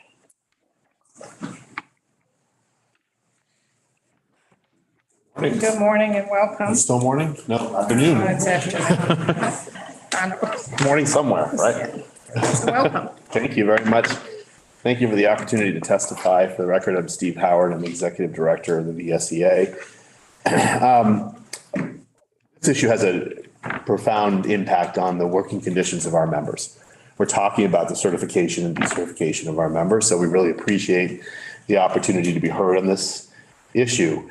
There's really three or four just basic points our members would like have asked me to make here today. And the first is, I don't think there's anyone on the Government Operations Committee, but just recently we had a very similar discussion around the decertification of law enforcement officers, and the discussion in that committee, which is relevant here, is the process of decertification from our perspective has to respect the hard-earned rights of those folks who have fought for progressive discipline under a collective bargaining agreement. And so what we have been able to advocate for is, or what we have been advocating for, is that process of decertification be put in abeyance until the contractual obligations of the employer are completed on the labor side of the issue. So through the labor board, because what often happens is accusations are made, they are not either substantiated by the evidence or they are false allegations. And in the incident that really, I think Mr. Cormier mentioned the DRM report, remind everybody at that facility in 9 years, there were 55 complaints. 7 were substantiated over a 9-year period. So we're talking about a situation where a lot of allegations are made that can either not be substantiated or disproven. So that's just a really important point. The other question, I think Mr. Cormier alluded to this, and I think our members share this question, is this even necessary? Because if you look at the discussion around law enforcement, it really is about shopping from one agency to another. So if you're disciplined in one agency, you might be able to go to another agency and be hired, and that was seen by the legislature and the public as something that they wanted to discourage or stop. In corrections, that's not possible. It's all the same employer. So they know who the correctional officers are. So our members ask really if that's the main driving force around certification and decertification, is it even necessary? And then the third thing, and I'm glad, Representative, you mentioned the word accountability, because our members really want to know where the accountability in this process is for the management of the department. And if one looks just at the DRM report and the incident that sort of kicked this all off, we would not have had a discussion of that facility or a report had it not been for the efforts of a VSEA trained steward who brought the allegations to the management of the facility. And it was the management of the facility that downplayed those allegations, ignored those allegations. And it was the management of the facility that failed there. There were 7 superintendents at that facility in 6 years. So our members really do think accountability is important. The public obviously wants accountability. We are concerned that the focus is on the frontline folks and not appropriately on the management of the department. Where are those superintendents today? My guess is they're still employed by the Department of Corrections, and you'll find them in central office. That's a question I think the public has. Our members ask me about that all the time. I think that's a question the legislature should ask. I think those are the major points that I really wanted to make today. And I hope that if the decision is to move in this direction, that you'll appreciate the importance of the points that I tried to make. I'm happy to answer any questions you have, if I can.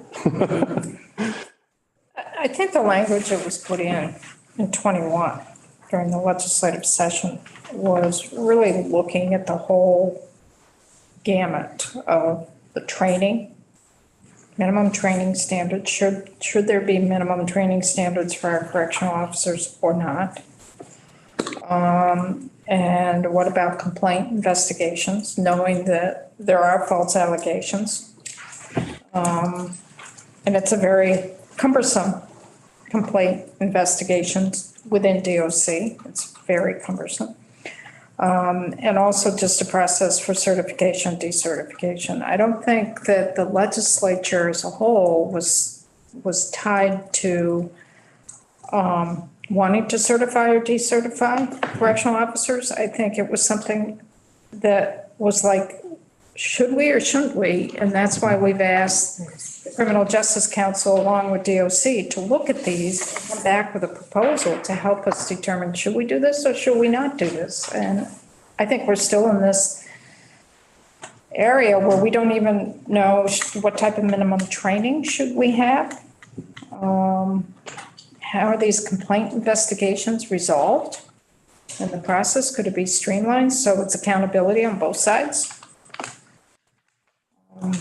And I think we're right back where we were really in 2021, just not having answers to these. That's where we're at. Am I off base? I mean, I think we're all kind of feeling we haven't made any progress anywhere. So I do have a question for Steve. Steve, sounds like it's your opinion that if we go along with what's written, that management would not have any more accountability after this is done than you feel they have today. Is that true? Yes, I mean, that is our view as it stands today, that if the focus from and it was our view when the DRM report was issued, that the focus shifted quickly to the frontline folks and did not adequately address the accountability of the management. So is there any reason that you would believe that this language may not develop into something that make management accountable? I'm sorry, could you say that one more time? I don't know. In other words, Well, it was to clarify the also complaint impact management investigation accountability. so that it's clear on both sides. Right. This language could wrap in management into the language also to make management accountable. Because I think you're at a level, I mean, the management you're talking about that I heard you say is like, and you've said it's alluded to it several times, is the superintendents. They could become should anything happen with this. Yeah, I think I hear now. I sort of understand what you're saying.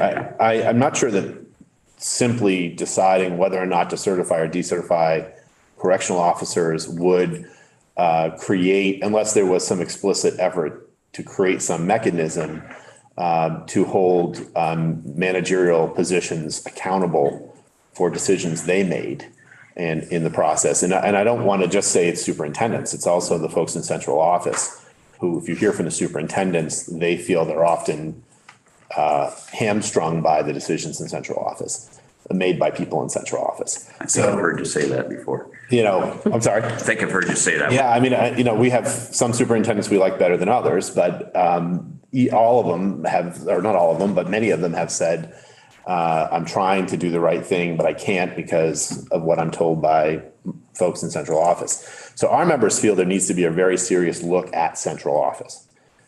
You heard me say it over and over and over again. The relationship between central office and the frontline folks is a very precarious one. It's two separate worlds. They're not excited. The folks in the front lines feel a huge disconnect between the management of the department in Waterbury and the folks in the field and in the facilities. So whatever comes out of this, I think the two most important things, one is that we respect collective bargaining and we don't decertify somebody before we've gotten through the process that the contract guarantees. And that second, if accountability is the issue and is the priority, that it not just be the frontline folks, but that some mechanism be set up to hold the management accountable as well. And that's kind of tough. I understand it's challenging because ultimately the commissioner works for the governor, and the governor is held accountable by the voters. So it's a little bit tricky, and maybe that's a question. Should the commissioner report to the governor? Maybe that should be an independent position that reports to some other entity. And that might be a question as well. Because that actually has been an issue in the past, not just in this administration and previous administrations, where the commissioner who's closest to the department wants to do something and the fifth floor says no, Democrat or Republican on the fifth floor. So that may be, and I'm not necessarily calling for it because I haven't thought enough about it, but some mechanism for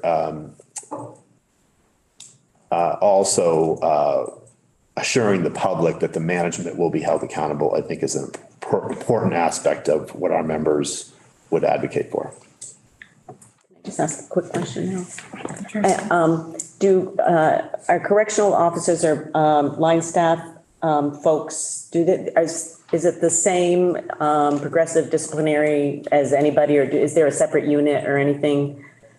No, they have the same guarantees in their contract to progressive discipline. It's the same process. It's the same process, okay. They would have the right, ultimately, if there was a termination, to contest that termination either through representation by the VSEA or on their own before the labor board. Labor board, yeah, okay, I just want to make sure that it wasn't, I know state police have some sort of separate thing and all that. Yeah. So then my other question is, are superintendents exempt positions?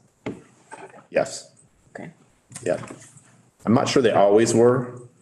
And I know the assistant superintendents weren't always exempt positions. And they're exempt now as well, is that what Yeah. you're saying? Oh, Yeah. somebody behind you is going, no, so, okay. Yeah. So superintendents are exempt and it seems like there's a question about assistants, okay. Thanks. You're welcome. So I think in this whole conversation, I think we're hung up on the certification and decertification. Well, my mind goes more into what are the minimum training standards and complaint investigations, and not leaping to certification, decertification. So I just want to put that out there. I'm looking at it in a broader scope. And also in terms of the department and the commissioner answering to the governor, the department's part of the administration. There's no doubt about that. And what we put in place was a corrections monitoring commission that is made up of folks from the public to really monitor some of the situations that are occurring in corrections, to give a heads up to the commissioner that, hey, wait a minute, this is off base. And we did that within the same legislation back in 2021 to provide some transparency there, as well as accountability of the public to the commissioner. So the commissioner would get information and say, wait a minute, this is way off base. We've got to change our policies. We've got to change our directives here. I don't know how well that monitoring commission is functioning, but that was put in place specifically to have a sounding board there for the commissioner, as well as the public to weigh in internally within the department. So I think, Madam Chair, you make a couple of really good points that I want to emphasize. One is our members do believe in robust training, and you have heard me say in previous testimony that there are times when they feel they aren't trained, they don't have adequate training. And the folks who have worked on the front lines in correctional facilities over a long period of time believe that both the academy and the shadowing is critical for adequately preparing people for what they're going to face. I will say, in terms of the monitoring commission, at the time of its proposal, and to some extent now, it was viewed with some skepticism from our members. The feedback I received from them was that they felt it was built by the management to be used as a weapon against them. We don't know if that's going to actually play out that way. I hope not, because that's not the intent. But that is how they initially perceived it. And so we'll see if that actually does bear out. But one thing that we were able to make sure was placed in that legislation and is now part of the law is a respect for the collective bargaining rights of our members in that process, so that process wouldn't supplant or modify their ability to contest accusations that are made against them. Hooker. She's got that look of a teacher, like it's coming. Well, thank you, Steve, for coming in. Thank you very much. Appreciate it, and you'll be back this afternoon I too, will. right? Thank you very much. Great, so let's take a quick lunch break. Be back here at 1. We got a full afternoon because we are gonna have to grapple with this 1.9 million. And, because we really gotta resolve that, and we've gotta figure out our community justice center, restorative justice work. And we've only have one more meeting. Maxine, you look like you have a question on your face. No, I'm just thinking. Yeah. So let's take a quick lunch, folks, and we'll be back at 1 o'clock. And be